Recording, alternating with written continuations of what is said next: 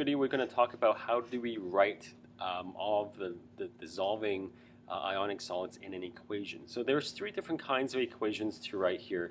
And the first one that we're going to look at is what we look at the balanced molecular equation. So this is sort of the equation that you guys see on your worksheets. It's more of like the summary of like what you started off with and what the products are. So if we look at, say for this example, when we're mixing NaCl with, so this is aqueous, that means that this is already in solution, and mix that with silver nitrate, AgNO3, and this is also an aqueous. And then this yields this is a double displacement reaction, so you notice that the Na and the silver switch, so you have sodium nitrate. This is aqueous plus AgCl, and this is your solid. Okay, so this is your precipitate. This means that it actually came out of the solution, precipitate. So then this is your balanced molecular equation because it talks about what you start off with, the solutions you started off with and what you end up with and the precipitate that you got. It's a balanced one because they're all in 1:1:1 ratio. So that's your balanced molecular equation. The next one that we talk about is your ionic equation. This is where we only write the ions in the equation. So in this sense, we have to break all this stuff down into its individual ions. So you have one that is Na+, that's Aq. This NaCl gets broken down to Na+ and also Cl-.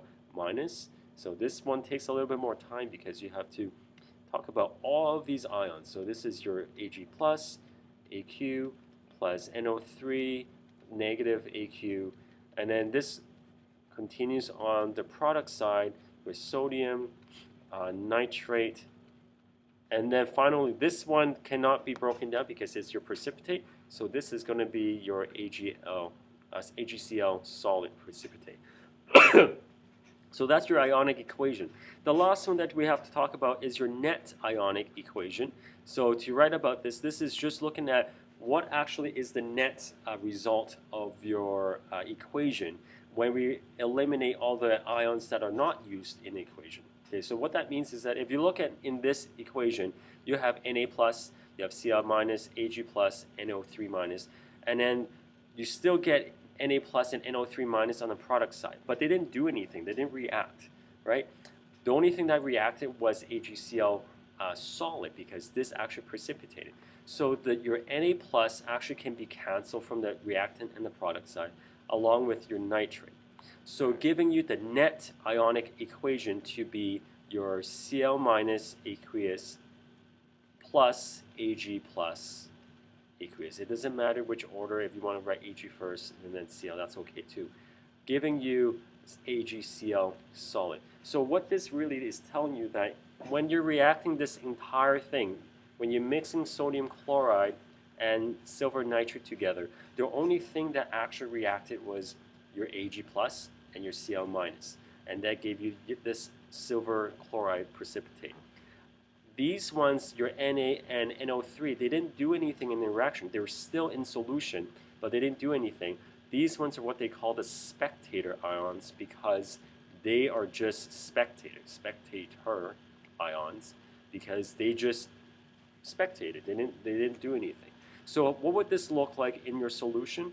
If this were to be my big beaker of solution, you would actually still see your Na+, and you would also see your Cl-, and you would also see your NO3-, and then what you would get here is that you would have the clump of silver chloride in solid form, not the Cl-, sorry. So these guys are still in solution, but they're spectator ions. This Ag solid or AgCl, that becomes your solid precipitate. So that's what you want to see. So you can actually still sort of precipitate these out if you can pair them up with a ion that will cause precipitate. That's the cool part about this. Okay, so that's your writing your dissolving in an equation with your ions. So hopefully that video has helped you. Thanks for watching.